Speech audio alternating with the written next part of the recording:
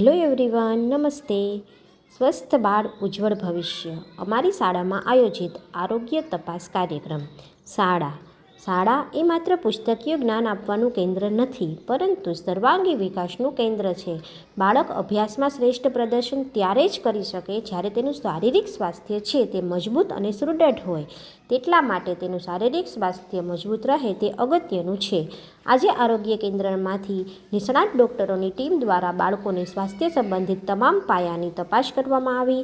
ખૂબ જ સરસ રીતે બાળકો છે તેને બધું સમજાવવામાં આવ્યું. નાના બાળકો છે તે થોડા શરૂમાં ડરી ગયા હતા કે અમારું લોહી લેશે, અમને ઇન્જેક્શન લાગશે, પરંતુ બધા બાળકો છે તેની આરોગ્ય તપાસ સરસ રીતે કરવામાં આવી. પછી બાળકો છે તેની ઊંચાઈ અને વજનનું માપન કરવામાં આવ્યું. બાળકની ઉંમર મુજબ યોગ્ય શારીરિક વિકાસની ચકાસણી માટે તમામ વિદ્યાર્થીઓની વજન અને ઊંચાઈ છે તે માપવામાં આવી. બાળકો છે તેની હિમોગ્લોબિનની તપાસ કરવામાં આવી. બાળકોમાં લોહીની ટકાવારી યોગ્ય રહે, તેનામાં એનેમિયા જેવી સમસ્યાઓ સામે રક્ષણ મળે તે માટે દરેક બાળકમાં હિમોગ્લોબિનની તપાસ કરવામાં આવી. પછી ડૉક્ટર સાહેબ દ્વારા આરોગ્ય અને પોષણ અંગે માર્ગદર્શન આપવામાં આવ્યું. બાળકો છે તેના પૂરા શરીરની તપાસ કરવામાં આવી. બાળકોના નખ, આંખ, એનું હૃદય બધું જ છે તે તપાસવામાં આવ્યું.